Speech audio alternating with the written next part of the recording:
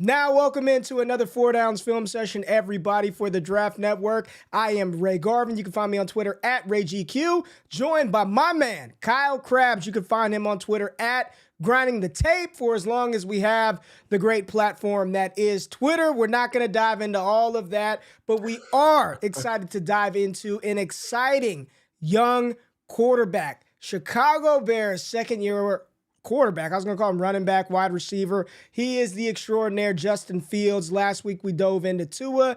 This week we get to talk about Justin Fields, Kyle, and I just want to get your thoughts about the type of player that we're going to look at, your just sort of overall high-level thoughts of what people should be expecting from this film session on Justin Fields. Yeah, well, he's you'd be right to call him just about everything. I'm about to getting ready to call Chicago the Chicago Justin Fields is because he's a little bit of everything for this offense and one of the most dangerous one-man gangs in football right now. And I say that with all due respect to Darnell Mooney and Khalil Herbert and David Montgomery and Cole Kmet, but you start seeing what Justin's doing, and then you start asking yourself, well, what can this look like with some other pieces around him? And that's where it gets really exciting. That's why I'm really excited to dig into the tape here and kind of look at some of the central themes of what Justin Fields has been able to accomplish this year. I am excited, and I mean, his play this season, especially over the past 5-6 weeks, has been nothing short of phenomenal. But I really want to set the tone for what we're going to see and who Justin Fields is as a player. So before we started the show, everybody, Kyle has no clue what plays that I selected for this four down. Only got three. Nope, yep, I've only got three. I only brought three plays, and this is all I needed to see. These three plays, when they happened, it was all I needed to see going into that 2021 NFL draft, Kyle, where I was just like, this is the guy. At that point in time, Trevor Lawrence, for most people, was the consensus quarterback one. But for me, and I know for the Draft Network, Justin Fields was right up there at two. And let's pull up the tape right now because we are going to go back in time. Yes, we're going back in time to Ohio State, and we're not going to break these plays down, but we're just going to talk through our feelings and thoughts and emotions. When this happened right here, Kyle, I don't know if he had broken ribs, bruised ribs, but that shot right there of Justin Fields on the ground. And as we're watching this is the Sugar Bowl. This is the game to get them to the national championship. When this happened in the second quarter, I said, oh no, that's it for Ohio State, right? This is it. No more.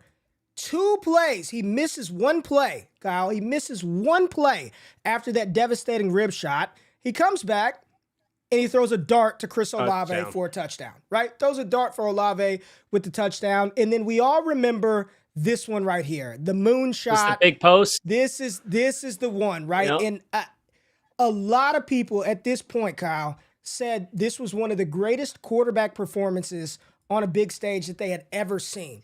This is what I want to set the table with Justin Fields and what we're going to watch. We're talking about a player who has been beaten, he's been battered, he's been counted out, he's got no weapons around him in Chicago, but he always finds a way to get up and lead his team and put big plays on the field. Now, that hasn't translated to a lot of wins here so far in his young NFL career, but when this happened and you were watching this game, what did you feel about this young man at that moment?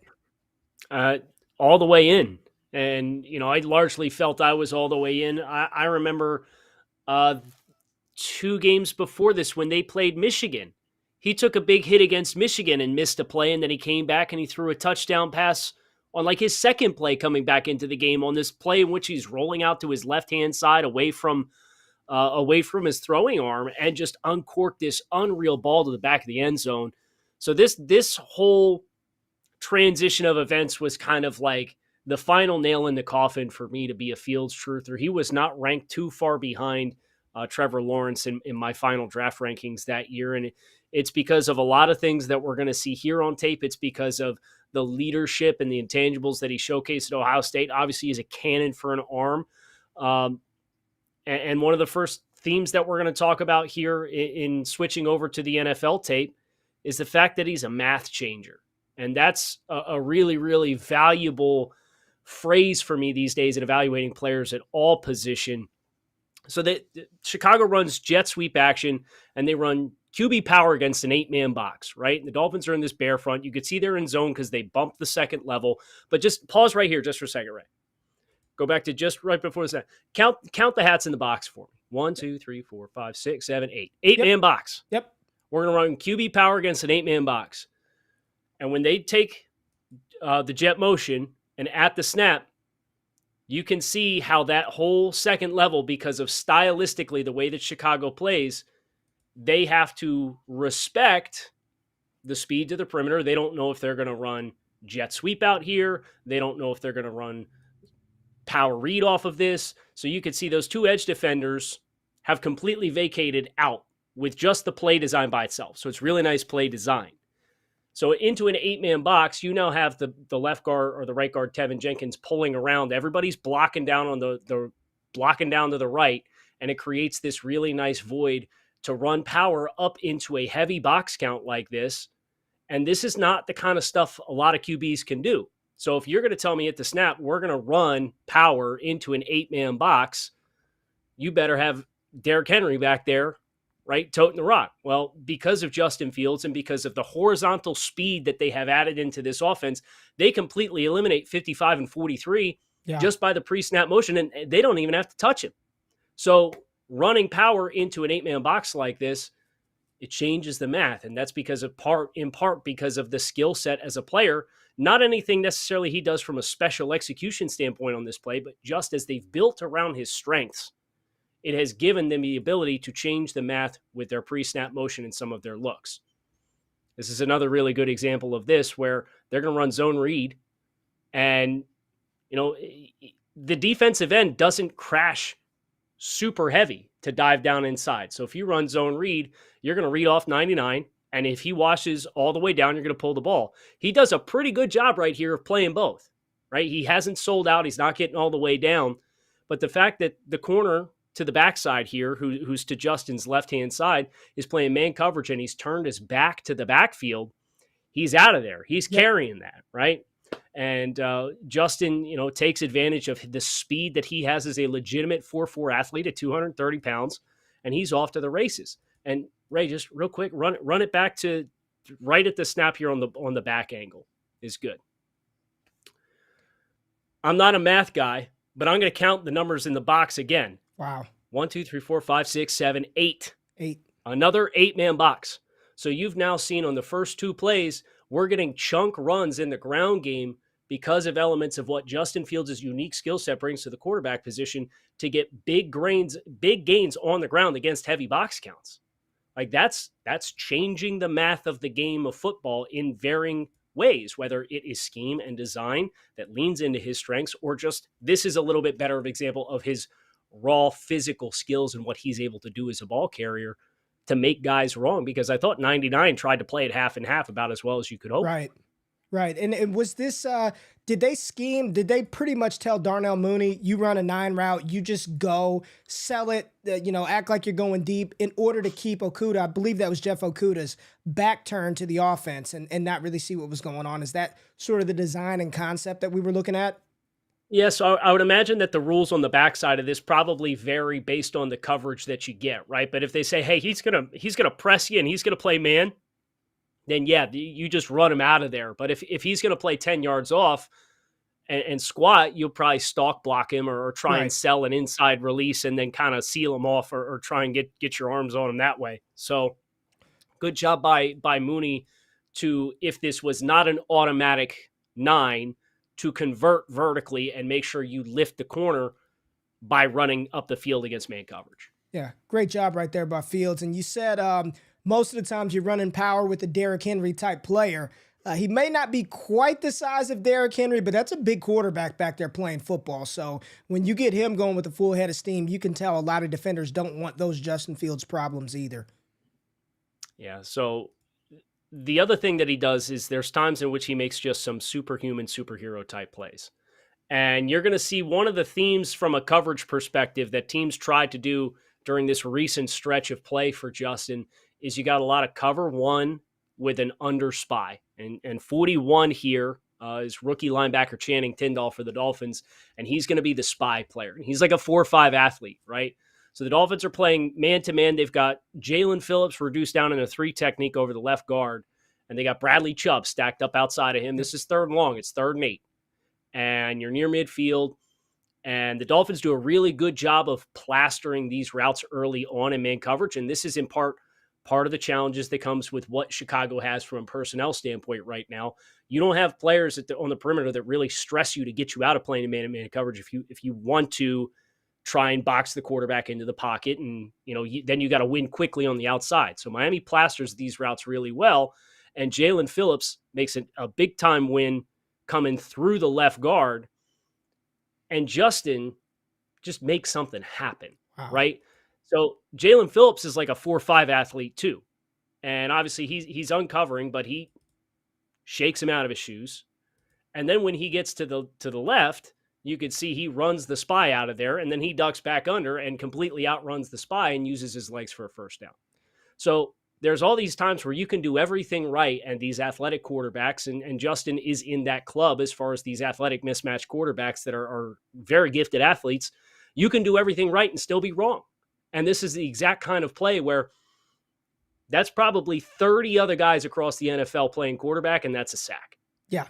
But because it's Justin Fields, he's able to make that happen. So that's one of his superhero traits that when the rubber meets the road, he's really able to make some of these things happen. And then the fact that he shakes the spy to the degree in which he does is really special. And what's so frustrating is it doesn't look like Miami was out of position defensively. I mean, Phillips does a great job of putting that pressure on Justin Fields right here, and you're hoping, right? And my question to you, this still frame, this image right here, look at those two Dolphins defenders in the middle of the field, almost in a full sprint, thinking that Fields is going to continue his left, our right, running outside. But you watch his eyes on this play, Kyle, and his eyes they're downfield. They're in the middle of the field. He sees everything that's going on. And while this play looks absolutely chaotic, you've got Bears on the ground, Dolphins sprinting all over the place, there's just this calm presence that Fields has on this play to keep this play alive. And it's just a phenomenal job in that just instinctual running style that he has, right? Yeah, and I would even say you talk about the calmness, he kind of baits Jalen Phillips in too. Yeah. There's a lot of quarterbacks that they kind of start patting the ball, or the feet really start going, and he slides as he feels that pressure coming from inside. He kind of pulls him into it before he sets the hook and turns out and spins the other way. So you as a pass rush, you've either got to get multiple guys winning early, or you almost got to stay more patient and just try to box him in. But, for the first three plays that we've shown Justin Fields winning as an athlete. This is a really impressive throw down in the red zone. This is another 3rd and 8. And the Dolphins, once again, they play one man with a spy underneath. And they take a swap release between their 2 and their 3 to the 3-man side. Justin Fields identifies Darnell Mooney, who's the 3 strong at the snap of the football, is not being collisioned, and he gets a free release. So this is a shuffle timing. It's kind of a shuffle 3 for his footwork. And we talked about footwork last week when we did the Tua video about throwing in the red zone when things are a little bit more condensed. He's lined up to throw. You can see when his back foot hits the ground, he puts this ball high away from the leverage of Xavier Howard, who's trying to carry the route. But if you can, just pause it at the release point. That's Bradley Chubb off his left-hand side, and his hand is right in Justin Fields' face. And Jalen Phillips is the interior rusher who is literally in his lap. He cannot step into this throw. So for all of the discussion about, Justin Fields the athlete, Justin Fields the runner, Justin Fields is going to set the single-season rushing record, he's got these kinds of throws on tape. And it almost invokes some of the same things that you saw on that big post to Olave against Clemson that was so impressive, was the slide within the pocket, the presence of what space he has around him to throw with accuracy down the field. This is one of those flashes and glimpses of that, but this is an even more chaotic and muddy pocket and lap for him than on that big post. Now, obviously, it's not as far as a throw, but if you now run it to the point which the ball touches Mooney's hands, it's a freaking handoff. Yeah. It's a handoff. Wow. And there's good space available to Darnell Mooney because of the spacing with the offensive structure and the fact that the Dolphins didn't collision inside of 5 yards. But he put the ball exactly where it needed to be because Xavier Howard did do a pretty fair job of trying to work his way back into this. And if that ball's not put on that spot, Howard probably plays through the hands of the receiver because he actually gets his hand in between the hands of Mooney on the way going to the ground and has a chance to try and rip the ball out. That's a Pro Bowl, all pro caliber cornerback, Xavier Howard, right? Depending, I don't know. You're more tapped in with the Dolphins than I am, and I don't know how he's playing particular this season, but I know that is a top tier cornerback in the NFL. That Justin Fields put that ball on Darnell Mooney to give his receiver the opportunity to catch it, and like you said, if that ball is a little bit a yard inside, Howard probably breaks that up. What do we have going on this play? We're back to the Detroit Lions game. What do we have going on here?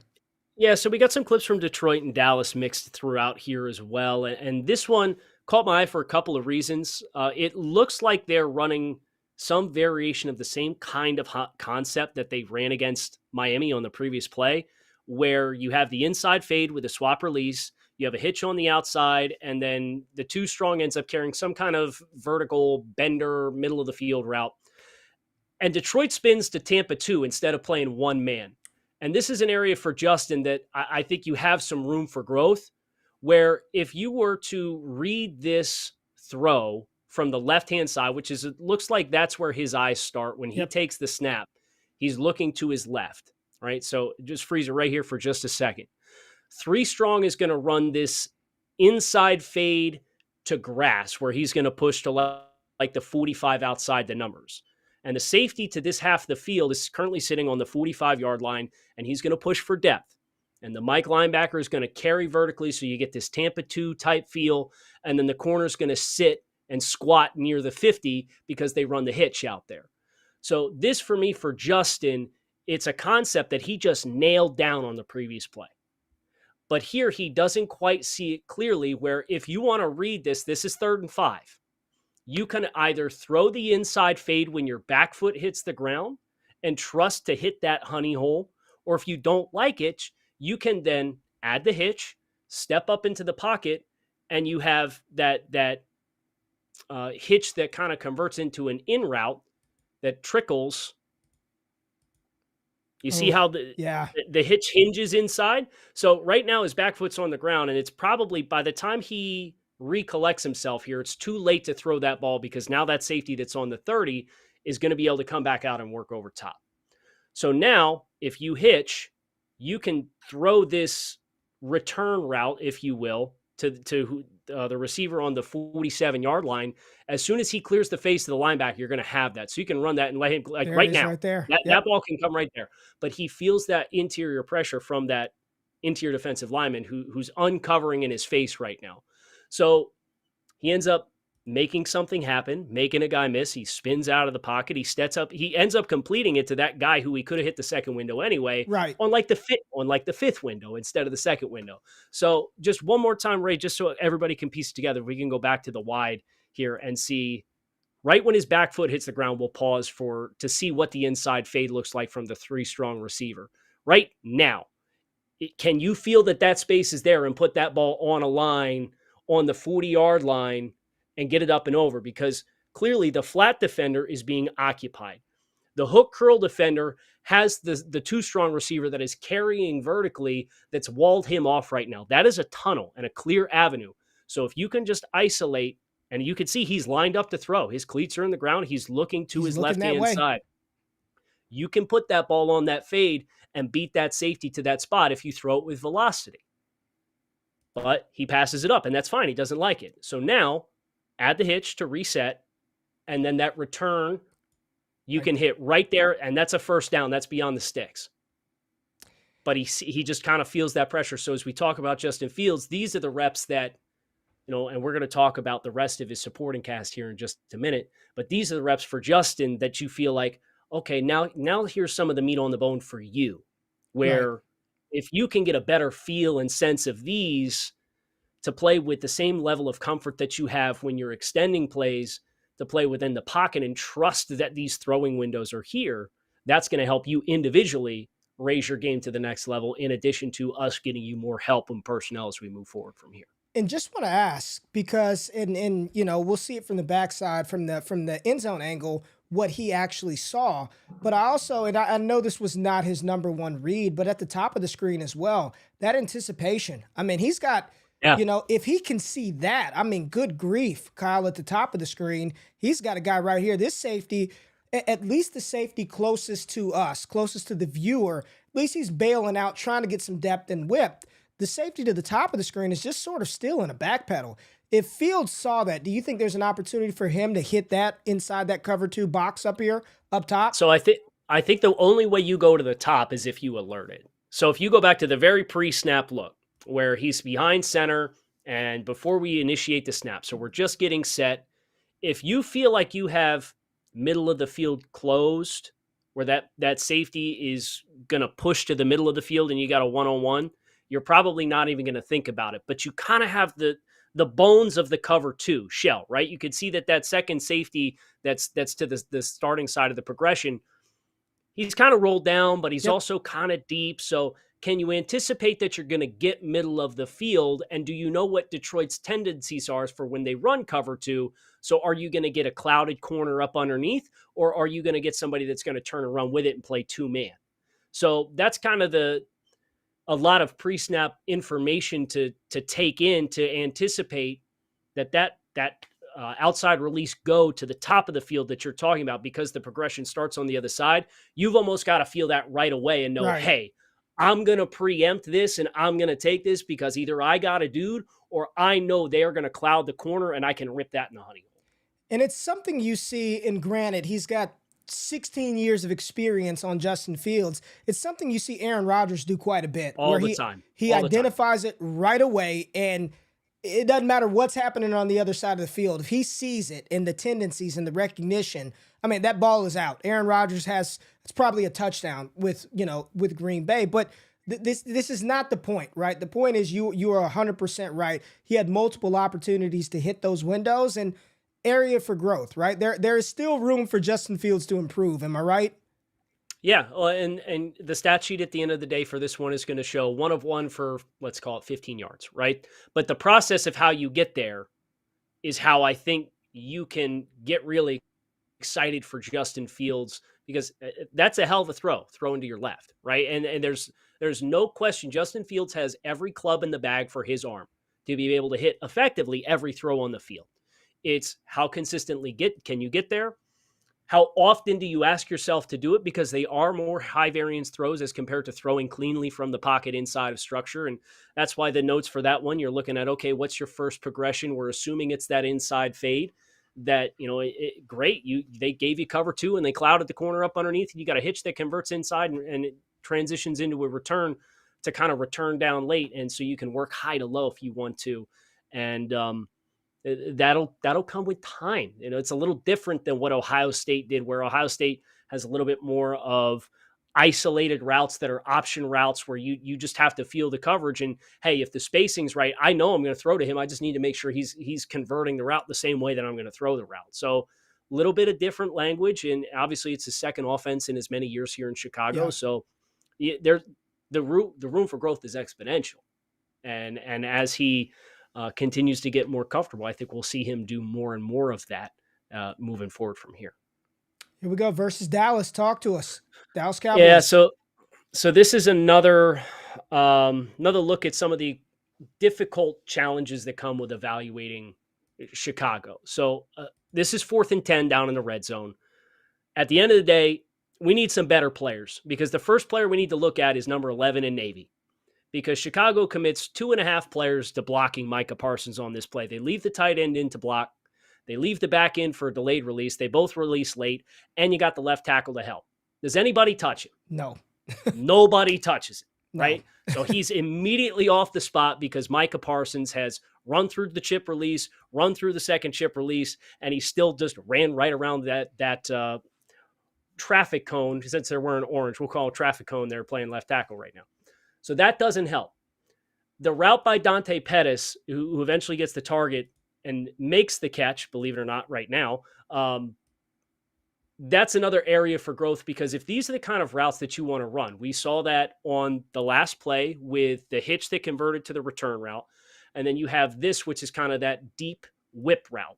They're trying to high-low whoever's up here as the outside defender. You can make an argument, hey, you should probably throw the corner based on the high-low. And I think we can get into that in just a second. But Pettis running this whip route where he presses inside like he's running an in route, almost like a mini dagger concept, and then he returns back out to the boundary. It just takes a lot of time. It's a lot of time there for that route to develop, to stick your foot in the ground and then kind of work back out. And you could see Justin's throwing it to a spot where if you're in and out of there, you could potentially catch this ball on the run instead of having, he ends up reaching his left hand out here trying to one hand this thing. Yeah. It gets tipped back in. You know, he's trying to throw him to space so he could turn upfield, get up the sideline, and get the first down on 4th and 10 in the red zone. And he's doing it on the run. So you've had a breakdown in protection. I think you see some of the limitations with some of the receivers that also exist and are running these routes on the outside. So now you got to turn over on downs. So like for all of the, well, there's room for growth from Justin here. There's room for growth for Justin here. At the end of the day, we still just need better players for Justin Fields to be playing with if we're going to get the full picture and for him to fully realize what his capability is. So that's why I joke at the beginning, we're getting ready to call Chicago the Chicago Justin Fields is with the one-man gang here. I don't know how many long-term starters Chicago has on the depth chart right now. I'm sure they'll have more than just Justin Fields, but it does open your eyes for just how much needs to change for Justin Fields to play with the level of confidence, snap in and snap out that he needs as a young quarterback who's developing. I'll tell you right now, I don't know who 70 is, and I understand who number 11 is, Micah Parsons. But this effort by the left tackle is just, I mean, you should be, I mean, he almost took a seat. He almost put him down. And I believe that's 5th round rookie Braxton Jones from Southern Utah is, I believe, who that is. Well, that's what you get. That's what I mean, he's probably out there doing the best he can, but it puts Justin Fields in a difficult position. And I agree, this route, everything about the route from Pettis, Anthony Brown did a pretty good job of just sitting on top of that. He was lazy on the break, and I'm surprised he caught the ball, but this had no chance for success, none. And I don't want to beat up on everybody around him because there are things Fields can do better. But man, when you're throwing to this cast of characters, Kyle, it can't make your job any easier as a quarterback. Can we run the last one back just one more time? Yeah, absolutely. Wide angle or inside? Yeah, let's do the wide angle just because we did mention that this is kind of like a deep whip route, and we do run a corner route here. And if you pause it right about here, as Justin's getting off his spot, you could see that corner's going to be there, right? That corner route over top of the whip that we've identified, that's there. You can put that just upfield from the front pylon, and that throw is there for you because you forced that defensive back into a speed turn where he has to flip his hips. You know, he's not going to try and flip his hips and flash back across 180 degrees. It's faster for them at that point to just carry momentum through and rotate all the way around to get as much speed as they possibly can and then try to find the body of the receiver again. So if you got him on a speed turn and you have a free release like this and you're pressing vertically, it's a shame he's forced off his spot. Because if Justin's on his spot, he can probably rip this throw, see through that corner that's squatting on the return and put that ball where it needs to be. So it's like all the pieces of the puzzle have to fit together. I can walk away from this and say, Justin probably misses the corner here. Yes, but why? And it's because he feels 11 on 4th down. He's got to get on his horse, get outside the pocket in a hurry. And that's what I was thinking the whole time is how much Micah Parsons influenced this play. Because even with this throw, if it's a perfect throw, it's still 4 yards short of the sticks, 4 or 5 yards short of the sticks. I just think that by this point, he knew Parsons was coming. He knew where the protection was, and he said, I got to get it out. And, you know, you can say be patient, but you hit the nail on the head. All the pieces have to fit. And, you know, you look at Parsons' clothes on him. I don't know how much time he had, Kyle. I really don't. I truly don't. If he tried to hit that corner route, I don't think Parsons is right there. So agreed, 100%. All the pieces have to fit together. And I do believe his confidence, vision, patience, whatever you want to call it, he knew what was happening on that backside, and he knew he had to get the ball out. It's just It's unfortunate, right? Because we've seen this more than one time from Chicago this season. But we got another play loaded up from the Lions game. Yeah, so this is a 1st and 10, and it's another one of those ones where if you look at the read and you feel as though we're going to be working to our right hand side here, you could probably find the flat because they rotate from a too high shell down, and they kind of play some one man variation where the safety pushes downfield and he's taking the flat route uh, to Justin's right hand side. But we have a straight up protection bust where you've got a 6-man protection and the right tackle turns loose the defensive end on the end of the line of scrimmage for nobody inside. So when they snap the ball, you could see the right guard over to the left tackle. Everybody steps left. That puts 71. You're locked. Okay. There's pressure outside of the right tackle, but you have the running back coming through the ball fake to take that player. For whatever reason, 71 turns free 93 to nobody to pick up a player, a defensive back who's already been picked up by the running back coming across the formation. So I'm assuming the right tackle is wrong here in that decision to not understand we're in 6-man protection. I don't have to vacate the premises here because the back is going to be working through the mesh point and is going to be available to pick that up. Justin feels this immediately and obviously has to get off his spot. Now, again, he does a nice job making something happen.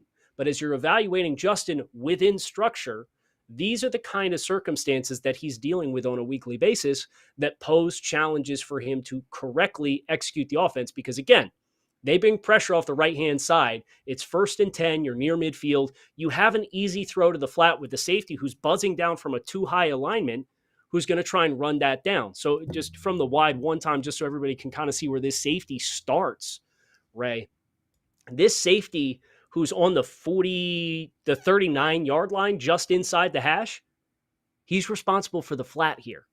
So as this play rolls, they're going to bring pressure off the edge. You should be able to say, okay, take the flat. But he can't take the flat because he's feeling that pressure. He's got a free coming off the edge, and the tackle turns in the defensive end, turns him loose for nobody. So then he's got to get off his spot, and we're back into another outside of structure play. So it's just things like that when you're trying to explore Justin Fields and where he has good feel for the game, where he doesn't have a high proficiency of executing consistently. Look beyond just, well, the guy was open, and ask yourself why, because you'll see a lot of these littered throughout Chicago's tape right now. And this is why it's so important to look at these plays, right? Because ultimately, him running around, making something out of nothing and completing this pass is what shows up all over Twitter, all over social media. Right. But it's the why that had to happen. And right, we talk about their O-line is so bad. I mean, that's miscommunication right there. Now, the 71 pick that up and hold 93 from, I don't know. But what we do know is there was a miscommunication and protection, which these are the little things that continue to happen for the Bears, right? It's little things like that. It's little things that seem to affect and influence, what the perception is about a quarter. Oh, he can't throw. He can't read a defense. It's pretty hard to read when you got somebody sitting right in your face, right? When you're on the run. Color flashing right in front of you. Right in front of you. Now this is another area for Justin that I'm interested to see how he's going to get a better feel for it. But this is a play for me. This is a 3-level stretch where you're going to have a sneak flat. You're going to have a crosser coming from the backside, and you're going to have some kind of corner or vertical route all in the same half of the field. You can kind of see the flat and the crosser, and 85 had run the vertical lift here. Most of the time I've seen this taught, you read it bottom up. So you'll read this sneak flat. So flat is the 1, the cross is the 2. There's the sneak flat that's right in front of his face right now. You could see the crosser on the 10-yard line coming across, and then you could see Kmet, who's also on the 10, running the vertical route as the lift, right? And that's just trying to create space for that intermediate secondary throw. This concept, you are looking for, do I have leverage to the flat immediately? They don't. It's only now that this receiver is getting outside of that flat defender. So at this point, the eye should be up to the cross. And that throw is there, not now because it's late, but when he first is on the roll If he immediately turns down the flat and immediately works his eyes back to the cross, there's a very clear throwing window for that ball to come into. So for this one, I'm asking Justin, if I'm the coach on the sideline, are you running to pass or are you running to run here? That's what Either it way looked is like.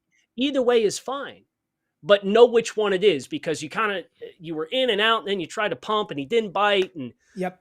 but if you're running to pass, then get your eyes past that flat and to that crosser, because it's there and you're going to be able to see it from the back end here. First of all, linebackers suck up because of the play fake.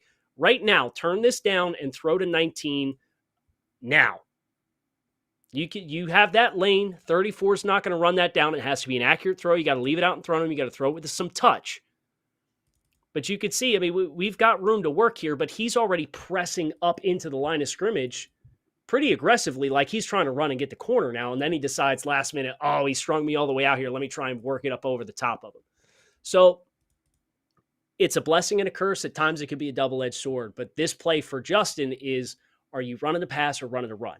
And if you're running the run, then find your chance to stick your foot in the ground and get upfield. If you're running the pass, stay more patient. Don't be so eager to press this into the line of scrimmage. Run into that flat defender and your flat receiver, because you had the crosser that had developed for you right now. But like, watch him from this point on, he's gaining ground. He's coming at 40.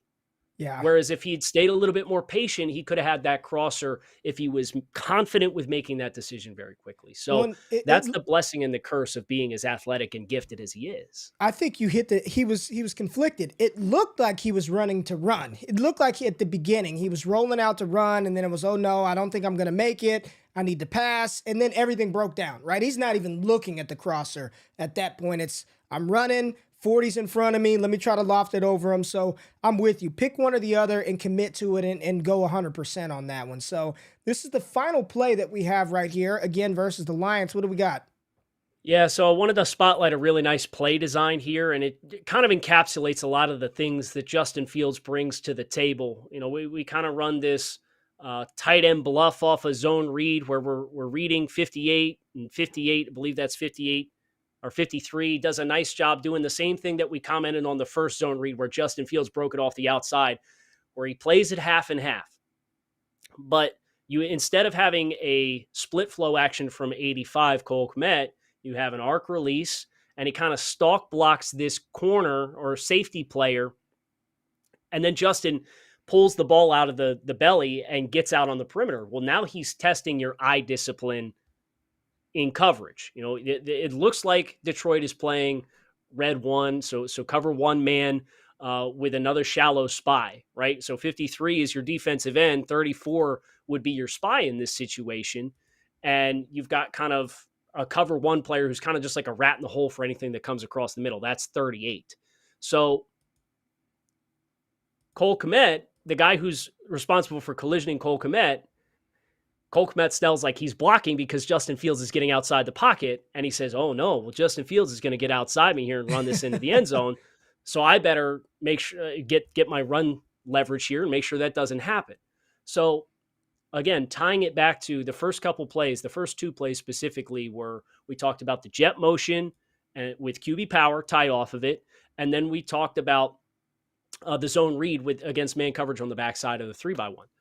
This is the same kind of principle to kind of put a bow on all of this. So we talked about Justin, we talked about his individual superpowers, we talked about his evaluation areas he can grow, we talked about his evaluation ways the rest of the team can grow. But this is a really nice way to put a bow on it. Where you're in the red zone, it's really hard to find space, right? It's really hard because the field is so congested. So what does Justin gives you? He gives you horizontal stretch with his speed to the edge, and then he gives you vertical stretch because when you're going to play man on an island against these guys, you're going to test their eye discipline. If you're going to get caught as a safety peeking into the backfield when Justin Fields gets outside the pocket, that guy that you think is blocking you is going to blow right by you, and Justin's going to put one on a rope right onto his hands on the top of his helmet for a touchdown. So just a really nice play design to tie everything together and kind of just double down on Justin Fields is physically capable of doing stuff that not a lot of guys are. And what that allows them to do to test you in unique ways is really, really fun. And it's only going to grow from here as the rest of the pieces around him continue to get better. And let's hear it. We looked at a lot of things from Fields. What do they need to do over the offseason in order? Because a lot of people seem to think, oh, just get him a receiver, get him a receiver, and things will be better. In your opinion, what does Chicago need to do in order to put the best environment around him? And I will pair that with my only fear, Kyle. My only fear in watching him is he takes a lot of hits. He takes some Yeah. wicked shots. They're different players, but when I watch Fields get hit, it's not like Lamar Jackson where you rarely see Lamar take big shots. It really reminds me of Robert Griffin III and the type of shots that he would take early in his career at Washington. And my only fear is I hope they protect him. I love the fact that they utilize his legs, but 18 rush attempts combined with the sacks, combined with the other hits, we see he's banged up right now. Can he sustain this type of play, and what does Chicago need to do to make sure he does?